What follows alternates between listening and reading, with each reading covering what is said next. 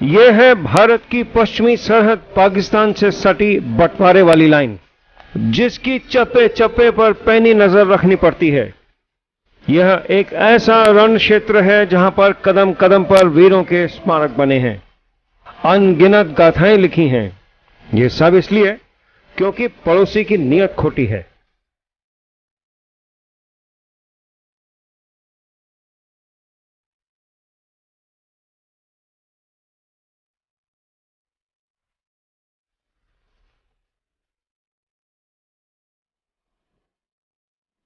पूरे के पूरे वेस्टर्न बॉर्डर पर दो सबसे खतरनाक जंगी इलाके हैं। लद्दाख से भी ऊपर सियाचिन ग्लेशियर जोन का युद्ध का मैदान।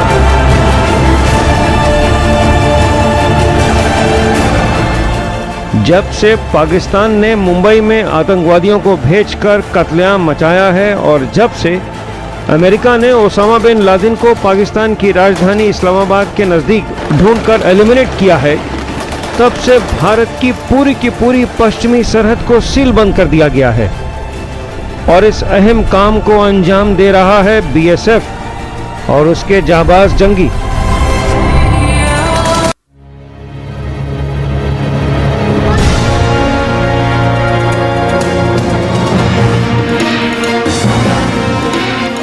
राष्ट्रीय सुरक्षा के इस खास एपिसोड में हम देखेंगे सीमा सुरक्षा बल की उस छोर पर तैनाती की जिस इलाके को शायद पहली बार किसी टेलीविजन क्रू ने देखा है। राज्यसभा टीवी पर बिल्कुल एक्सक्लूसिव और दुर्लभ कवरेज।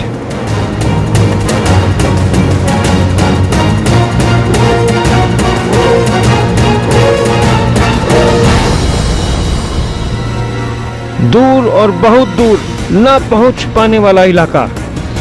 बीएसएफ कच्छ के रण में एक ऐसी जगह पर तैनात है जो हर सूरत में खौफनाक मंजर खड़ा कर दे। एक ऐसी जगह जो कभी स्थिर ना रहे। इस जगह की तस्वीर बदलते देर ना लगे।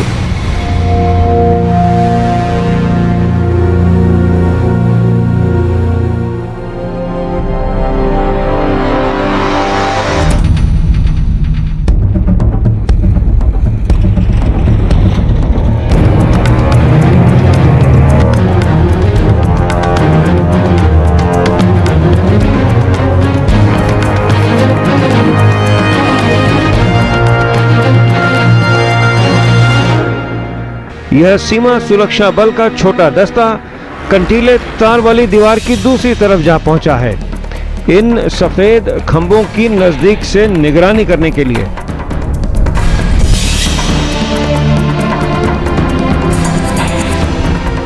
यह सफेद पेंट से पुते खंभे जमीन पर निशानदेही करते हैं भारत और पाकिस्तान के बॉर्डर की। दोनों देशों के बीच समझौते के तहत हर दूसरे खंभे का रखरखाव बीएसएफ के सुपुर्द है।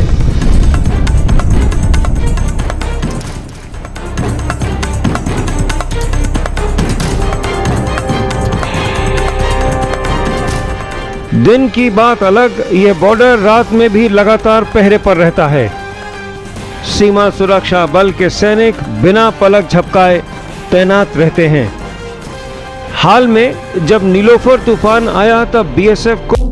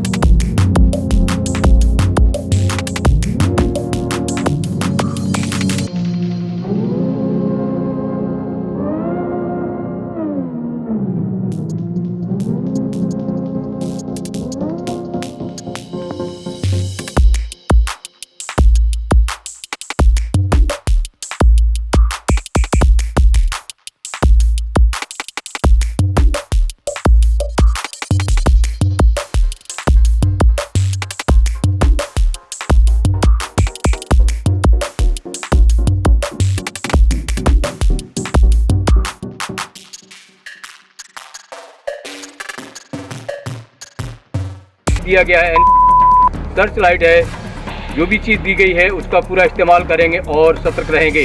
ड्यूटी के दौरान कोई भी लापरवाही नहीं करेगा। ये so take 4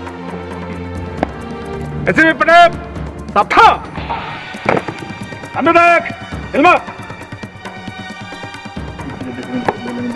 number 1 SP Patil सावधान मार्च अप।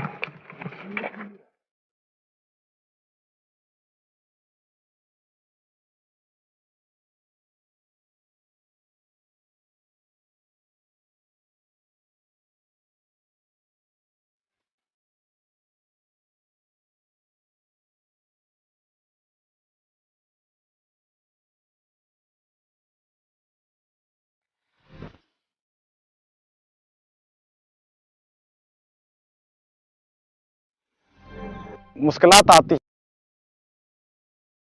ये जो तूफ़ानी हवाएं चलती हैं, रेतीले तूफान, साल्टी वेव्स जो हैं, ये मतलब विजिबिलिटी बिल्कुल मैं आपको देखने दे के आपको आंखों से देखने परेशानी आएगी। ये इवन कि आप देखेंगे ये पूरा इतना धुल साल्टी विंड से इतना डस्ट आता है कि ये पूरा ड्यून्स भी बन जाता है कभी कभी ओपी का।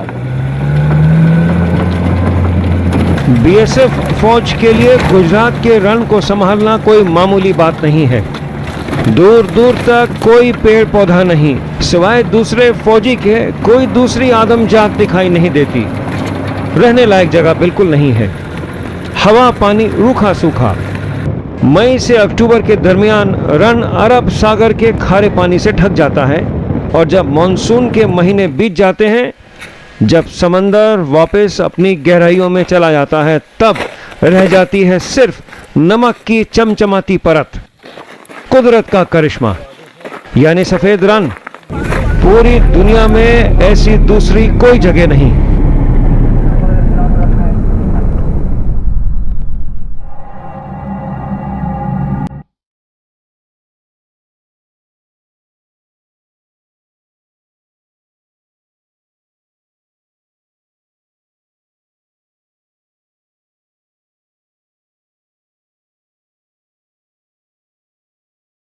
इस पूरे इलाके में दिशाहीन हो जाना एक मामूली बात है। थोड़ी दूर गए नहीं कि वीराने में गुम हो जाओ। और इस सब के चलते बीएसएफ के लिए काम बढ़ जाता है कि सरहद पार से कोई घुसपैठ ना हो जाए।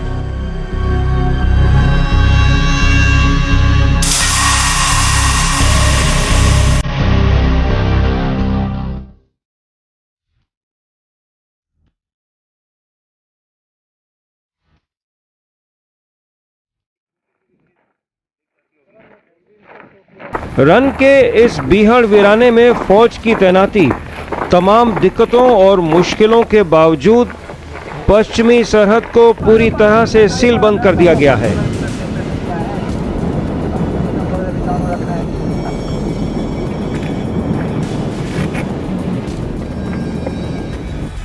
जब सब तरफ सफेद ही सफेद नजारा हो तो दिशा भ्रम हो जाता है। जबरदस्त चक्कर आने लगते हैं, कदम रुकने लगते हैं।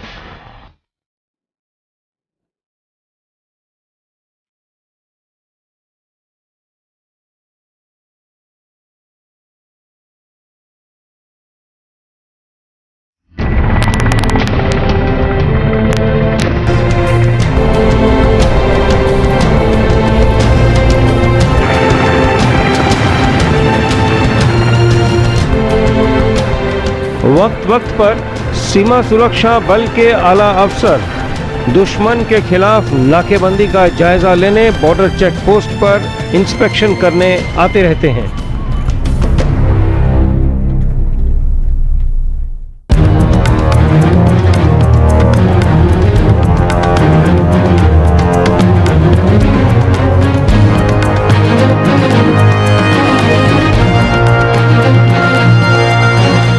सबसे बड़ी समस्या होती है आइसोलेशन की। आप देखेंगे दूर दूर तक, यहाँ से 40-50 किलोमीटर इलाके में कोई आबादी नहीं है, कोई वेजिटेशन नहीं है।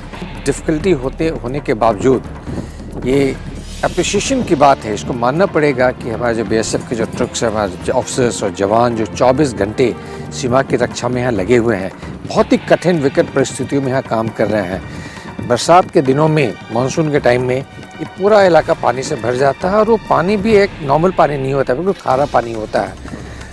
रोड नेटवर्क बहुत ही पुअर है, यहाँ पर पानी की बड़ी दिक्कत है।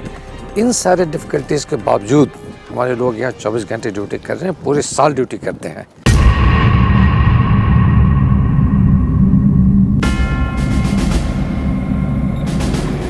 रन में गाड़ी चलाने का एक खास हुनर होता है।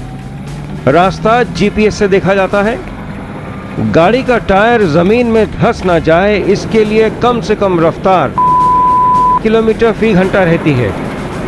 और जिस दिन राज्यसभा टेलीविजन की टीम मौके पर थी, उस दिन रन की परत थोड़ी गीली थी। फौजी गाड़ी की रफ्तार बढ़ा दी गई। मिनिमम स्पीड किलोमीटर फी घंटा थी।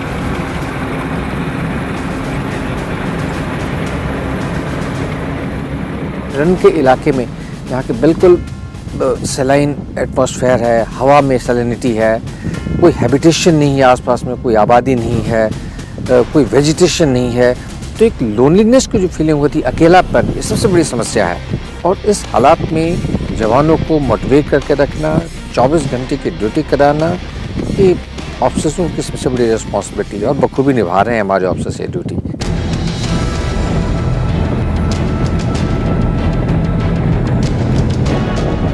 कच्छ के रन की इस अजीबोगरीब दुनिया में एक बेहद अविश्वसनीय इलाका है। इस पहाड़ी पर काला डूंगर नाम है इसका, यानी काला पहाड़।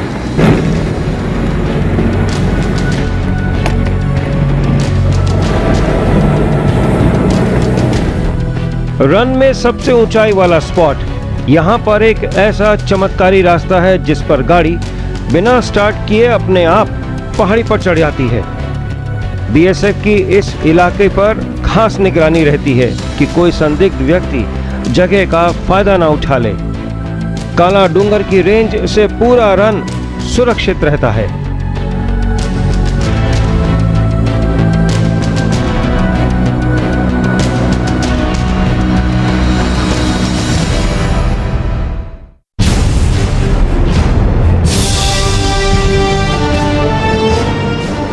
सरहद के ठीक सामने यह है नगर पार्कर की पहाड़ी। सन 65 की लड़ाई के दौरान भारतीय फौज के कब्जे वाली पहाड़ी पाकिस्तान के अंदर। तकलीफ यह हुई कि युद्ध विराम के बाद जब युगोस्लाविया और ईरान की मदद से भारत पाकिस्तान की अंतर्राष्ट्रीय सीमा खींची गई, तब भारत को नगर पार्कर की बेशकीमती पहाड़ी छोड़नी पड़ी।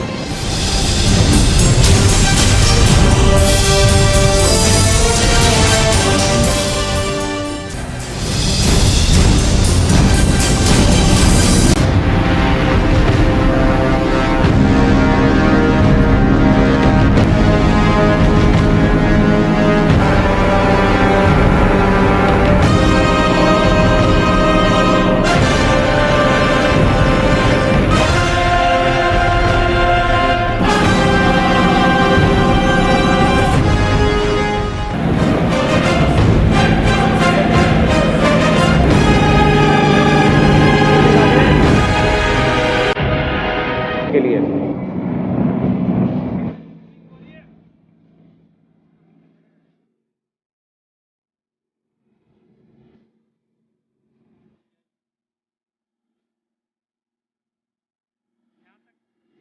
हमें बताया गया कि शायद पहली और आखिरी मर्तबा किसी टेलीविजन क्रू को सर क्रीक में कैमरे स्विच ऑन करने की इजाजत दी गई। ये सर क्रीक के दरिया पानी के खतरनाक रास्ते हैं। रत्ती भर भी गलती हुई कि नाव फंसी। बीएसएफ ने क्रीक वाले इलाके में एकदम नए जंगी दस्ते तैयार किए हैं, बीएसएफ के क्रोकोडाइल कमांडोज।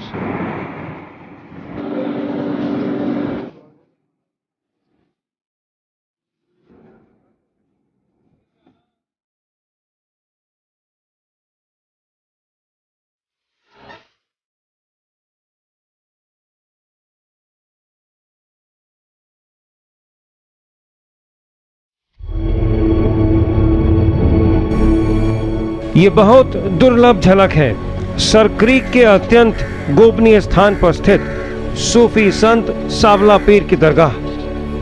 पाकिस्तान के सर क्रीक वाले ठिकाने के ठीक सामने बीएसएफ ने सावला पीर पर अपने सबसे बेहतरीन शूटर्स तैनात किए हैं। इस कठिन पोस्ट पर इस कदर तनाव रहता है कि अच्छों की बोलती बंद हो जाती है। इस जंगी जवान को मालूम है कि वो कहां पर तैनात है और इस जगह की सामरिक दृष्टि से क्या अहमियत है।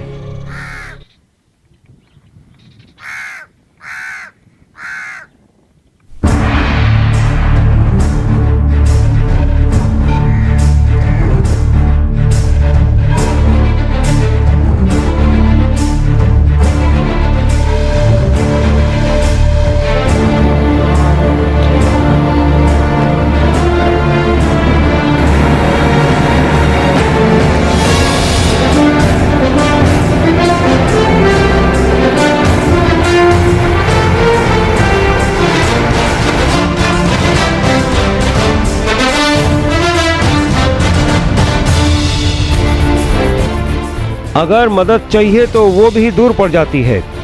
देश के सबसे पश्चिमी छोर पे स्थित कोटेश्वर का शिव मंदिर।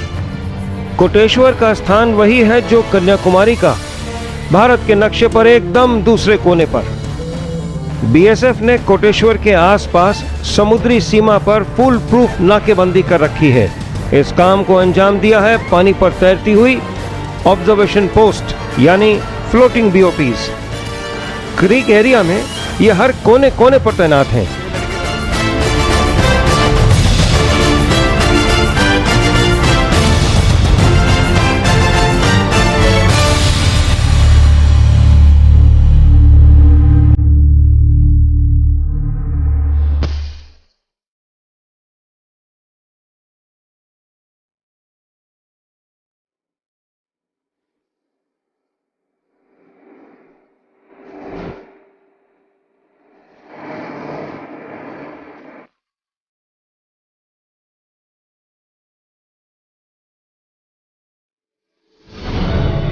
कच्छ का रन बीएसएफ के लिए अजीबोअजब प्रॉब्लम्स क्रिएट करता रहता है।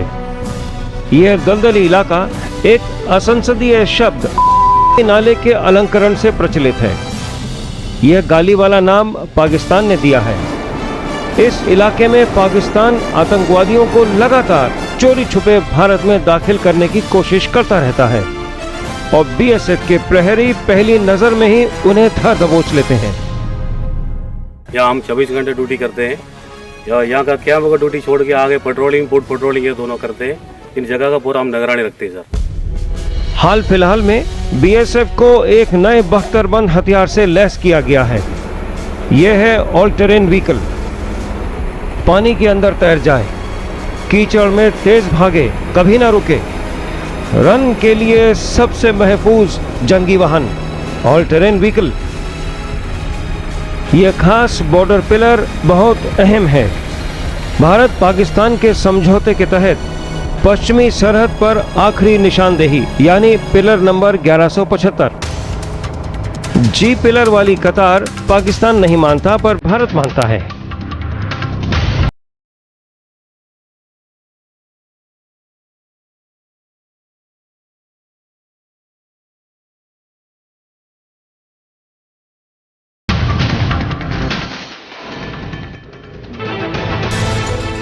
जी पिलर्स वाली लाइन में करीब 46 पिलर्स हैं जो अंग्रेजों के जमाने से बनी हुई है।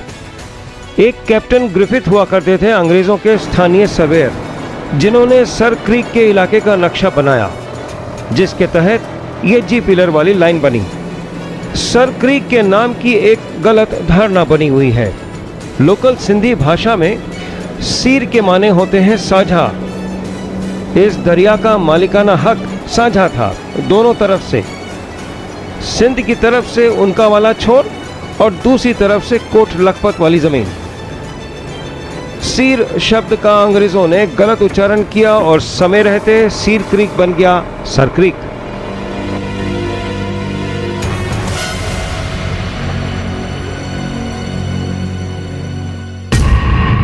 कच्छ के रण की रणभूमि कितनी तब्दील हुई है, इसका अंदाजा लगाया जा सकता है कोट लखपत के किले की इस तिलस्मी दीवार को देखकर। बात उस सदी की है जब गुरु नानक जी मक्का मदीना गए थे। उस दौरान बाबा नानक इसी कोट लखपत में ठहरे थे। उन दिनों सिंधु नदी का मुहाना किले की दीवार को छूता हुआ बहता था। तब और अब वो सिंधु नदी का डेल्टा पाकिस्तान में कराची की तरफ खिसक गया है और पीछे छोड़ गया है विराट कच्छ का रन बीएसएफ के लिए। और अब हम आ चुके हैं कच्छ के रण के उस ऐसे छुपे हुए इलाके में जिसका मौजूदा मंजर बाहर की दुनिया ने पहले कभी नहीं देखा। राज्यसभा टेलीविजन के जरिए पहली मर्तबा विश्व प्रसिद्ध फ्लेमिंगो सिटी की बर्बादी की पहली तस्वीर। गुलाबी पंख वाला करीब आदम कद ऊंचा पक्षी जो 10,000 किलोमीटर दूर से यहां कच्छ के रण में आता है अपना घोंसला बनाने, पर अब नहीं। जब तक आरएसटीवी ने यह तस्वीर नहीं उतारी तब तक किसी को पता ही नहीं था कि फ्लेमिंगो सिटी अब नहीं रहा। ये रण के बीचों बीच वाला इलाका ज्यादातर 3 फीट पानी वाली परत से ढका रहता है। अब जबकि सूखा पड़ गया है और जब से फ्लेमिंगो ने यह बस्ती छोड़ दी है, बीएसएफ के लिए नई समस्या खड़ी हो गई है। आतंकवादियों के संभावित छुपने के ठिकाने। इलाके की अब चौतरफा चौकसी बढ़ा दी गई है।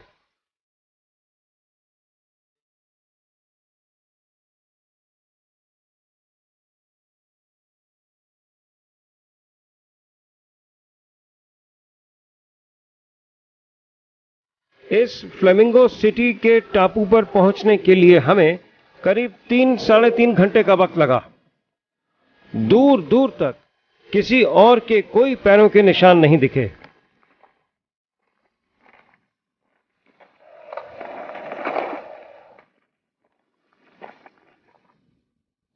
गाड़ी के टायरों के निशान जो थोड़ी दूर तक जाएं और फिर ऑल स्टॉप।